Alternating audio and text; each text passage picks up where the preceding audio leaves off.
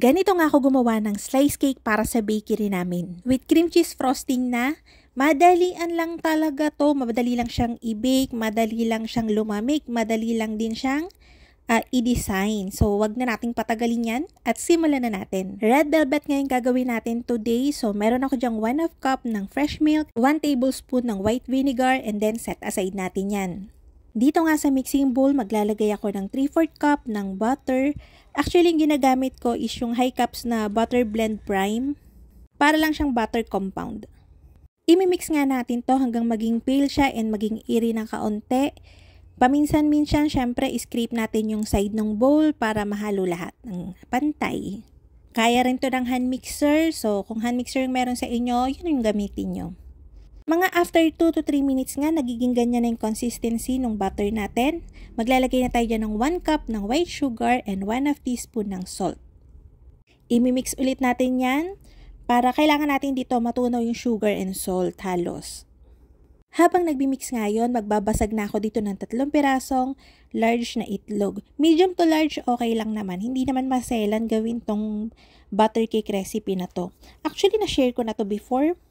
Parang nito lang pala. So, same lang to. Mas detailed yung video doon. So, kung gusto nyo panoorin nyo. So, ayun, nilagay ko na lang yung itlog. Tapos, magiging ganyan na yung consistency niyan after mga 4 to 5 minutes. Para nga sa instant na red velvet na flavor, gagamit na lang ako dyan ng red velvet emulco kasi color na siya and flavor. Simula nga nang na-try ko to, naging paborito ko na siya kasi maganda talaga yung kulay niya and mabango talaga siyang ibig. Hindi siya lasang kababayan lang. Naglagay nga lang ako dyan ng 2 teaspoon ng red velvet emulco natin. Hindi na ako teaspoon kasi malapot talaga siya. Nasasayangan ako doon sa dumidikit sa measuring spoon. Tapos ayun na nga, naging well blended na yung emulco natin sa butter natin. Naglagay na ako dyan ng 1 and 1/2 cup ng all-purpose flour, pre-sifted na yon, 2 tablespoon ng cocoa, tapos 2 teaspoon ng baking powder. Imimix ko lang yan until well combined, wala nang natitirang flour na dry. And then yung ginawa natin nung una, ibubuhos na natin unti-unti. Buttermilk substitute to, pero kung meron kayong yogurt, kung yamanin kayo, o kaya meron kayong sour cream, mas magandang gamitin yun. Pag nahalo na ng maayos yung ating buttermilk dun sa ating cake batter, tanggalin nyo na tapos padaan nyo ng spatula para hanggang bottom siguradong halo. Ito ngayon pa nagagamitin natin, 12x16 na may line ng parchment paper o glacine paper. Round cake yung gagawin natin, pero ito talaga yung ginagamit ko pagka mga slice cake. Kasi mabilis lang siyang i-bake. Pag sa mga pang-bakery, i-bake lang to 150 degrees Celsius for 12 to 14 minutes. Ang bilis lang. Tapos pag pinalamig mo, ang bilis lang din. Pag i-slice mo, ang bilis lang din kasi flat na nga siya eh. Kaya pag mabilisan talaga, mga ganitong cake yung ginagawa ko sa bakery. Kasi less hassle. Papabayaan nga natin yan lumamig, tapos doon na tayo sa paggawa ng ating cream cheese frosting. Madali nga lang to, tapos madali lang din tandaan yung recipe niya. Sa mixing bowl nga naglagay ako ng 1 cup ng high cups buttercream, butter blend. Masarap kasi to kaya ito yung lagi kong gamit. Tapos ayan, imimix lang natin yan hanggang maging creamy, maging pale in yellow. Tapos pagka ganyan na medyo airy na siya, maglalagay na tayo dyan ng 1 cup ng powdered sugar. Hindi to matamis. Itong recipe na to, mukha lang siyang matamis pero hindi. Unless, ubusin mo yung isang buong whole cake. Yun, baka diabetes ka. Pero syempre wag. After nga ng 1 cup na powdered sugar, ayan, naglagay lang ako dyan ng juice ng kalahati ng lemon para lang mas ma-enhance yung ating cream cheese. Yung lasa ng cream cheese, diba? Nakakasyala kasi. Papabayaan ko yan mag-mix na mga nasa 4 to 5 minutes para maging airy na siya. Tapos, lalagay na natin yung ating 1 cup din ng cream cheese. Actually, yung ginagamit ko ngayon, medyo mumurahin lang to. Nabili ko lang to online. So, ayan, ilalagay ko na yan unti-unti. Magiging airy masyado. Magkakaroon yung cream cheese frosting natin dito ng malalaking air pockets, air bubbles. Pero ang ginagawa ko kasi, binapalamig ko pa naman yung cake. So, etong cream cheese frosting natin, ilalagay ko din siya sa ref para ma-rest. Tapos, tsaka ko na lang siya haluin ulit ng spatula para mawala yung mga air bubbles or packets. Pero kung ayaw nyo naman, kung gagamitin na siya right away, edi padaanan nyo ng paddle attachment.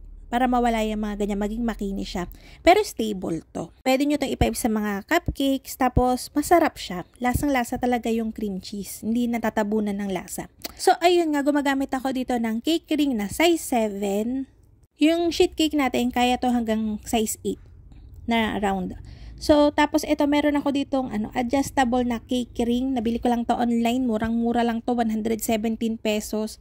Madali lang kasi. Dati kasi, yung cake ring ko na yun, yung ginagamit ko, doon na rin ako gumagawa before. Kaya lang mas madali ito. Kasi nabubuka-buka na siya. Hindi na mahirap tanggalin. Hindi na mahirap i-release.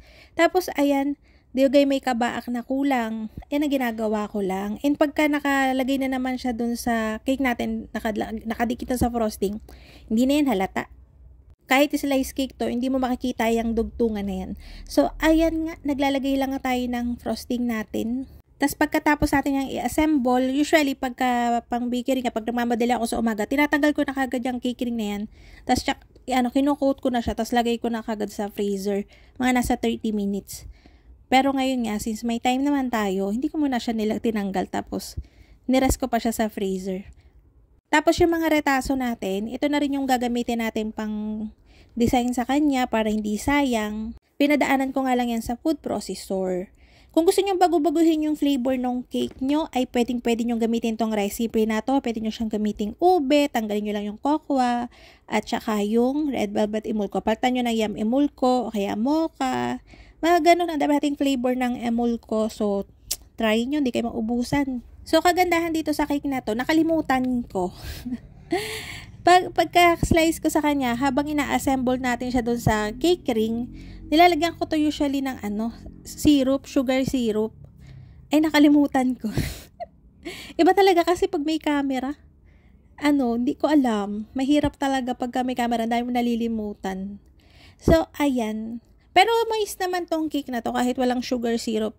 Mas masarap to kinabukasan. Pero yun nga, kung lalagay natin to kasi sa cake chiller for display, mas maganda na may sugar syrup.